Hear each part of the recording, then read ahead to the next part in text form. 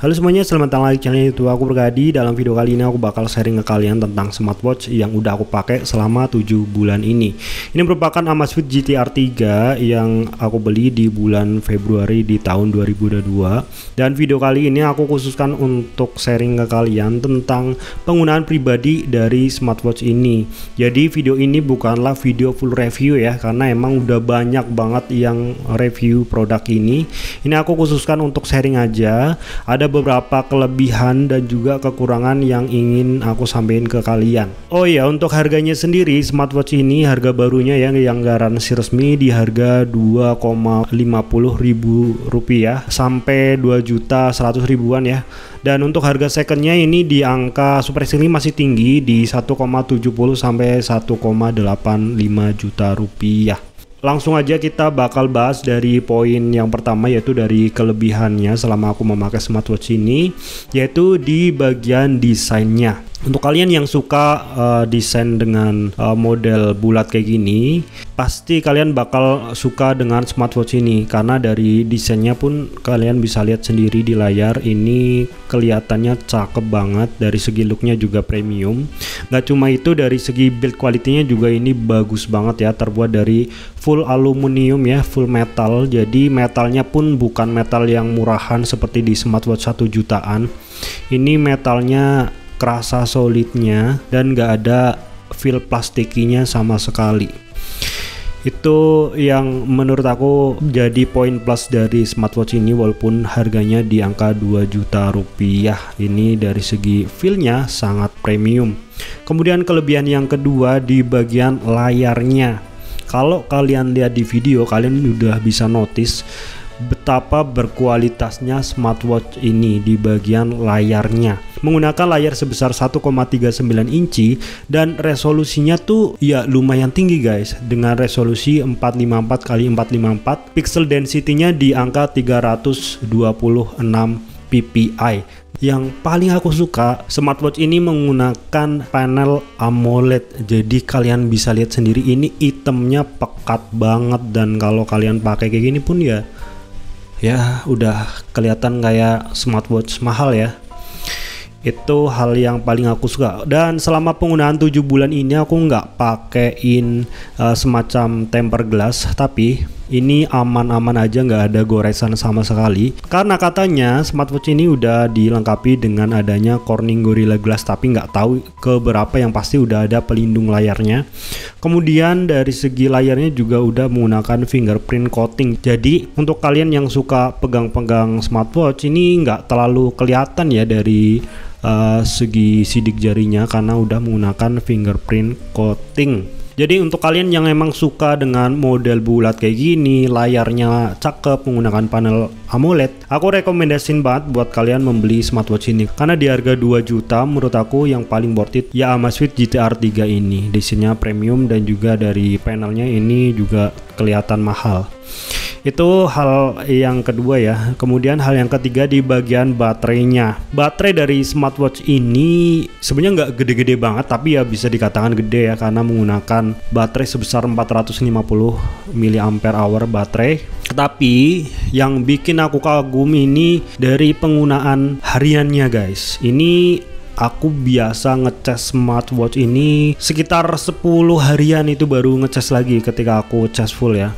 Dan kalau standby itu aku bisa dapetin sampai 17 sampai 18 harian. Kalian bayangin aja, untuk orang yang nggak mau ribet dikit-dikit ngecas itu emang bagus banget dari segi ketahanan baterainya. Walaupun kalau dari segi penggunaan hariannya ini sedikit di bawah klaim dari Amazfit ya.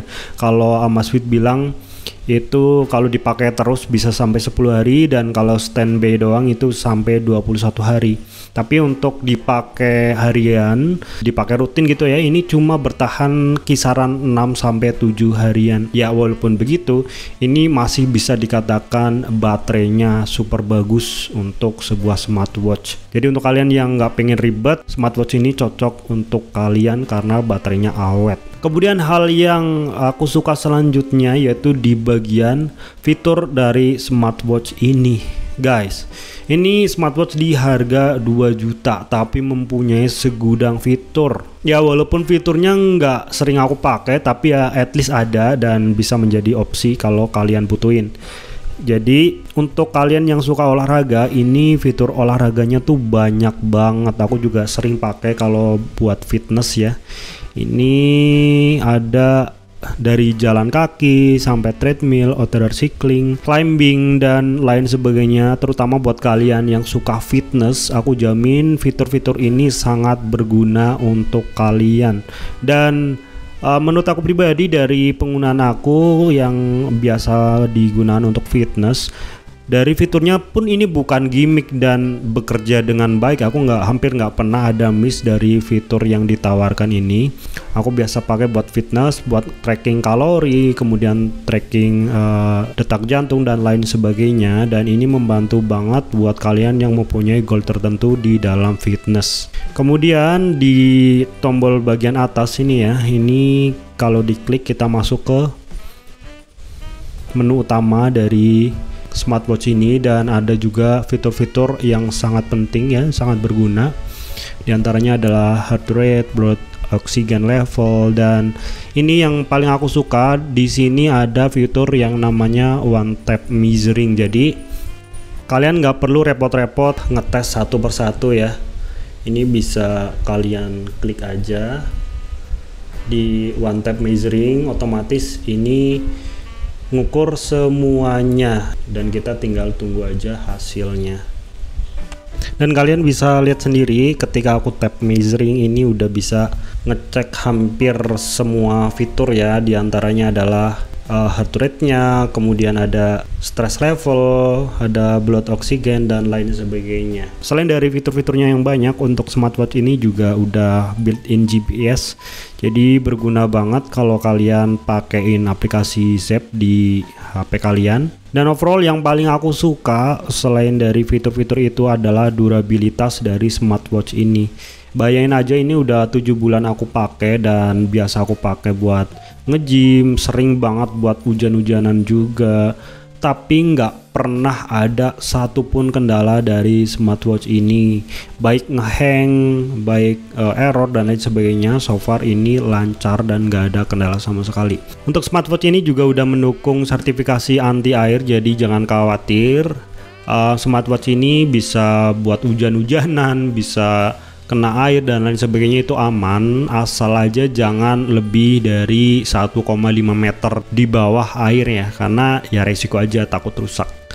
Dari segi touchscreen-nya juga ini sensitif banget, kalian bisa lihat sendiri di layar.